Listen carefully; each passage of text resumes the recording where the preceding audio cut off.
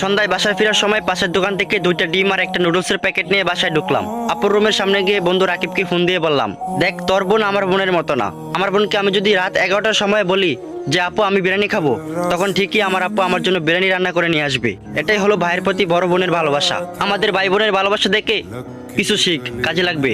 তারপর আমি ফোনটা রেখে হাসি মুখে আপুর রুমে ঢুকলাম। তখন দেখি আপু এক মনে বইয়ের দিকে তাকিয়ে আছে। আমি একটু কাশির আওয়াজ করতেই আপু আমার দিকে তাকিয়ে বলল, আমাকে কি তোর গাড়ির টিউবের মতো মনে হয় যে তুই হাওয়া দিবি আর আমি ফুলবো? কয়েকদিন পর আমার পরীক্ষা, এখন আমার চোখের সামনে থেকে যা, আমি কোনো নুডলস রাঁধতে পারবো না। আমি তখন নুডলস আর ডিমগুলো আপুর বিছানায় রেখে বললাম, আমার ফ্রেশ হতে 10 মিনিট সময় লাগবে, ততক্ষণে আশা করি হয়ে যাবে। আপু তখন চিৎকার করে বলল, বান্দর, আমি বলছি না আমি পারবো না। আমি আর কিছু না বলে আপুর রুম থেকে সরাসরি চলে আসলাম। আমি ঠিকই জানি আপু 10 মিনিট পর আমার জন্য নুডলস রান্না করে নিয়ে আসবে। পরদিন সকালে আমার গার্লফ্রেন্ড শ্রাবণীর সাথে দেখা করতে যাব, অথচ আমার হাতে একটা টাকাও নাই। আমি তখন আপুর রুমে গিয়ে দেখলাম আপু ব্যালকনিতে ফুল গাছে পানি দিচ্ছে। আমি তখন আপুর পাশে গিয়ে বসলাম এবং বললাম যে আপু, তুই জানিস আমি তোকে কতটা ভালোবাসি। আপু তখন বিরক্তিকর চোখে আমার দিকে তাকিয়ে বলল, আমি এখন তোর কোনো ময়লা কাপড় চোপড় ধুতে পারবো না, আর আমার হাতে এখন একটা টাকাও নাই।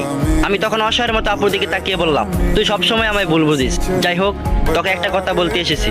গলির মোড়ে একটা লোক অর্কিডের চারা গাছ নিয়ে বসে আছে, আর একটা অর্কিডের চারা 100 টাকা করে মাত্র। যদি পারিস কিনে নিয়ে আয়, আর যাওয়ার সময় সাবধানে যাস, কারণ পাশের বাড়ির আজিজ আঙ্কেলের কুকুরটা রাস্তায় ঘোরাঘুরি করছে। তুই তো আবার কুকুর দেখে ভয় পাস। আপু আমার কথা শুনে খুশিতে আত্মহারা হয়ে বলল, আমার সোনা ভাই, তুই একটু কিনে এনে দে, আমি কুকুরটাকে অনেক ভয় পাই। এই বলে আপু আমাকে 500 টাকার একটা নোট দিয়ে বলল, 5টা চারা আনবি। আমি তখন টাকাটা পকেটে রাখতে রাখতে বললাম, অসংখ্য ধন্যবাদ আপু, ছোট ভাইয়ের প্রেমের সহযোগিতা করার জন্য। তুই টাকাটা না দিলে আমি শ্রাবণীকে নিয়ে আজ দুজন একসাথে বসে চোখে চোখ রেখে কফি খেতে পারতাম না। আমার কথা শুনে আপুর হাতে থাকা মগটা আসার মেরে বলল, তুই যদি আজ অর্কিডের চারা নিয়ে বাসায় না ঢুকিস তাহলে তোর খবর আছে। বাসায় আসতে আসতে বিকাল হয়ে গেল। আপুকে কোথাও দেখছি না, হয়তো ছাদে হাঁটাহাঁটি করছে। বাবা মা দেখছিলাম কি বিষয় নিয়ে জানি আলোচনা করছিল। আমাকে দেখা মাত্রই চুপ হয়ে গেল। কিছুক্ষণ পর আম্মু আমার রুমে এসে বলল, অনেকদিন ধরে তুই কোথাও বেড়াতে যাস না, যা কয়েকদিনের জন্য তোর নানু বাড়ি থেকে ঘুরে আয়। আম্মুর কথাগুলো শুনে আমার কাছে স্বাভাবিক মনে হচ্ছিল না। কয়েকদিন আগেও আমি নানু বাড়ি থেকে ঘুরে আসলাম, অথচ আবার বলতেছে যাইতে। আমি তখন আম্মুর দিকে তাকিয়ে বললাম, আর সন্ধ্যায় আপুকে দেখতে আসবে তাই না?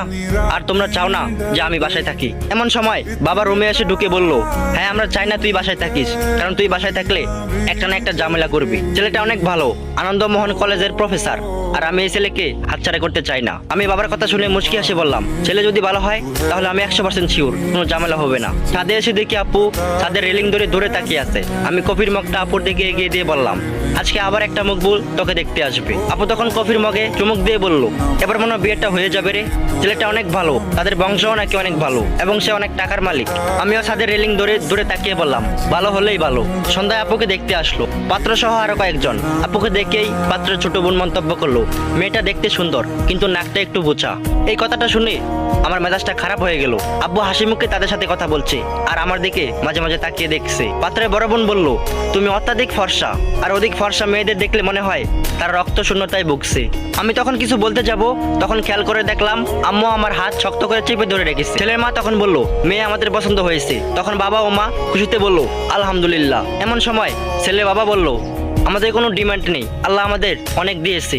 তবে শুনেছি চরপাড়াতে আপনারা নাকি একটা 4তলা বাসা তৈরি করেছেন, সেখান থেকে একটা ফ্ল্যাট ছেলেকে উপহার হিসেবে দিয়ে দিলেন, আর নতুন একটা ফ্ল্যাট সাজাতে যেসব আসবাবপত্র লাগবে এগুলো দিয়ে দিলেন আর কি। এগুলোকে আবার যৌতুক মনে করেন না যে, কারণ এইগুলোতে তো আপনার মেয়েই থাকবে না। এসব কথা শুনে আর চুপ করে থাকা যায় না। আমি তখন হাসতে হাসতে বললাম, হ্যাঁ অবশ্যই দিব, তবে আমাদের কিছু আবদার আছে। ছেলের বাবা তখন অবাক হয়ে বলল, কি আবদার? আমি তখন ছেলের বাবাকে বললাম, আমার বোনের পায়ের নুপুর থেকে মাথার টিকলি পর্যন্ত সবকিছু হীরার হতে হবে, এবং যে ফ্ল্যাটে আমি আমার বোনকে দিব ওই ফ্ল্যাটে শুধু আমার বোন এবং তার হাজবেন্ড থাকতে পারবে, অন্য কেউ থাকতে পারবে না। এবং নির্দিষ্ট একটা সময়ে আপনি এবং আপনার স্ত্রী নিজেদের ইচ্ছায় বৃদ্ধাশ্রমে চলে যাবেন, কারণ আপনাদের সেবা আমার বোন করতে পারবে না। আমার মুখের কথা শুনে পাত্র রেগে গিয়ে বলল, তুমি কি আমাদের অপমান করছো নাকি? আমি তখন মুচকি হাসি বললাম, যাদের কোনো মান সম্মানই নেই তাদের আবার অপমান কিভাবে করে? আপনাদের মতো কিছু ছোট লোক আছে যারা বিয়ের নামে মেয়েদের বাড়িতে গিয়ে ভিক্ষা করে। পাত্রী ছোট বোনের দিকে তাকিয়ে বললাম, আয়নায় আগে নিজের নাকটা দেখে তারপরে অন্যজনের নাক নিয়ে মন্তব্য করবেন। দেখে তো মনে হচ্ছে কেউ সজোরে ঘুষি মেরে নাকটা চ্যাপটা করে দিয়েছে। সবশেষে পাত্র বড় বোনের দিকে তাকিয়ে বললাম, কালো চামড়া ফর্সা করার জন্য তো নিজেই 1 বস্তা ময়দা মেখে এসেছেন, আর এখানে এসে বলছেন ফর্সা চামড়া মেয়েদেরকে দেখলে নাকি মনে হয় রক্ত শূন্যতায় ভুগছে। আমার কথা শুনে পাত্রপক্ষ রেগে চলে যাচ্ছে। আমি তখন আপুর হাত থেকে 2টা কাছের ছুরি খুলে পাত্রের হাতে দিয়ে বললাম, এতই যখন টাকার দরকার তাহলে এই 2টা ছুরি চুরি পরে রাস্তায় নেমে হাততালি দেন, দেখবেন ঠিকই টাকা পেয়ে যাবেন। রাত 11টার পর বাবা আমাকে অনেক বকাঝকা করে বলল আমার জন্য নাকি আমার বোনকে বিয়ে দিতে পারবে না। আমি তখন বাবাকে বললাম যে বাবা, শিক্ষিত এবং ভালো জব করলেই মানুষ ভালো হয় না। বাবা হিসাবে তোমার যতটা দায়িত্ব আছে ঠিক ততটাই ভাই হিসাবে আমারও দায়িত্ব আছে আমার বোনকে সুখে রাখার। কোনো ছোট লোকের কাছে বিয়ে দিয়ে আমি আমার বোনকে কষ্ট পেতে দেব না। আমি চাই আমার বোনকে এমন একজন বিয়ে করুক যে আমার বোনকে সম্মান করবে, আমার বোনের চোখের জল ফুটে নামার আগেই মুছে দেবে। যতদিন পর্যন্ত ওই রকম ছেলে পাবো না ততদিন পর্যন্ত আমি আমার বোনকে মাথায় তুলে রাখবো।